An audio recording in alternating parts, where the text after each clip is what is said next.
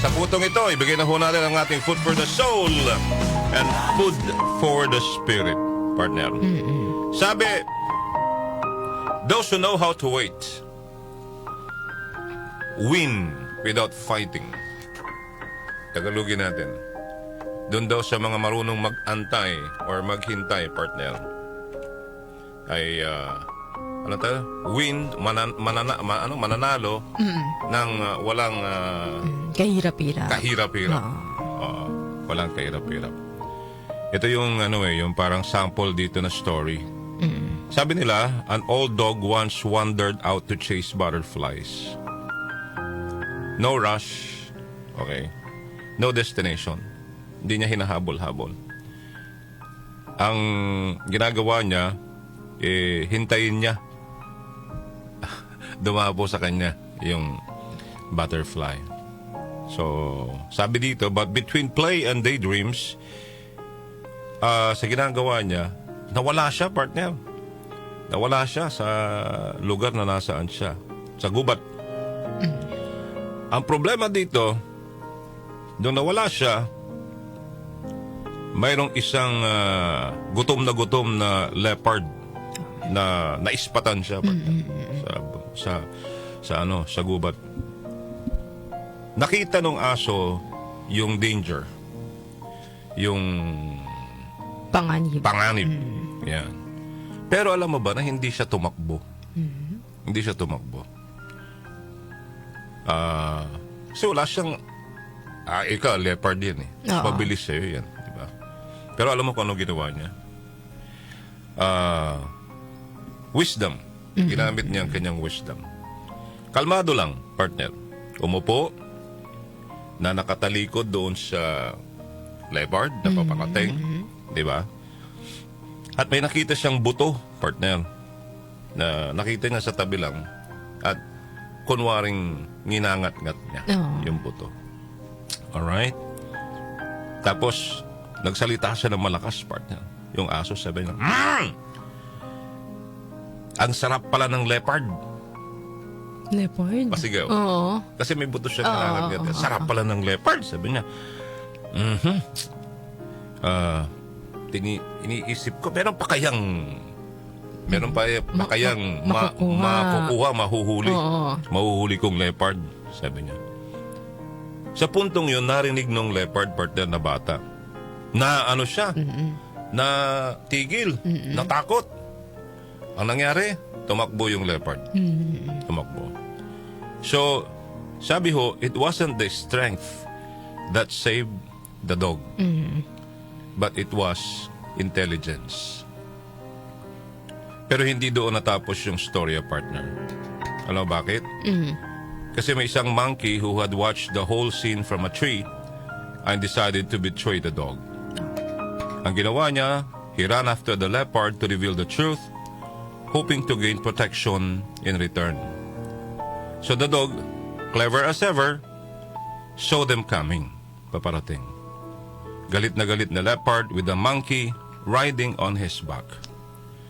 This time the dog sat down again, calm as before, ganun pa rin. At alam mo na yung ginawa niya, sasalita siya mag-isa. Tapos nagparinig siya, sabi niya, nasa na kaya yung unggoy? Where's that monkey na pinapunta ko para maghanap ng leopard? Ang tagal-tagal naman niya, Eka. So napatigil ulit yung leopard. Tinignan niya yung unggoy. And this time, ang tumakbo yung unggoy.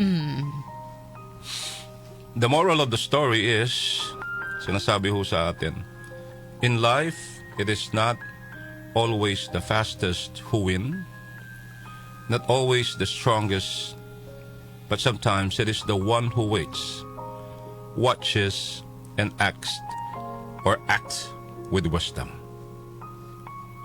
Because age doesn't take your power. It teaches you how to use it better. Diba? Perfect timing.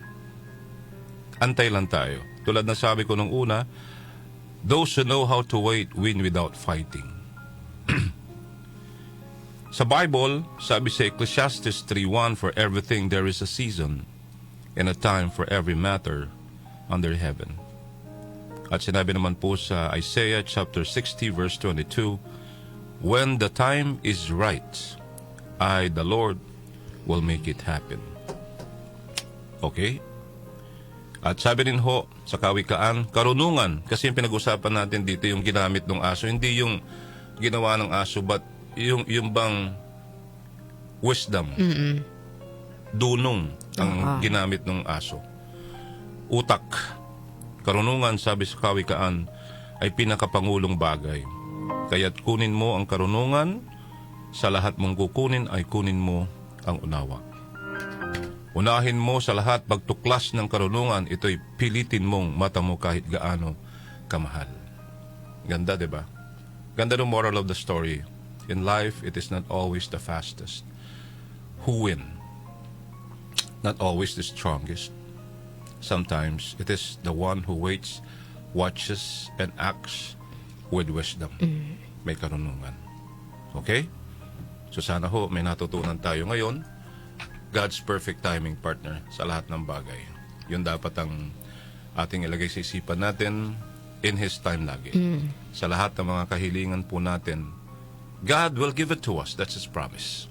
But in His time. Pwedeng tomorrow, pwedeng today, pwedeng after 1 year, 2 years. Wala sa edad yan. Hindi sa edad po yan. But please be willing to wait sa timing ho ng Panginoon ay bibigay sa atin. Marami pagsubok yan. Di ba? Baka hindi pa tayo hinog. Or should I say, may naibigay siya sa inyo, ang problema, hindi natin ma-handle. So we keep on asking again for blessing, right? Yung mga kahilingan po natin. At hindi pa yun siguro yung binibigay niya, mas mayroon pa siyang ibibigay na mas malaki sa ating lahat. Kaya sana ipasa Diyos po natin lahat ang ating kahilingan at sabi nga po, i-claim po natin at maging matatag sa ating pananampalataya. Dahil sa buhay pong ito na tinatahak po natin, paulit-ulit natin sinasabi ito sa programa, wala tayong ibang sasandalan. Walang ibang shoulder to cry on. Diba? It's only God, mga kaibigan. Oh, hindi ko totoo yun, you can use me a shoulder to cry on, blah, blah, blah, blah. No, but it's God. It's only God. You can talk to Him any time of the day. It's a matter of you, yung connection mo. Nasa sayo pa rin naman yung bola eh. Diba? Alright, so that's it for now.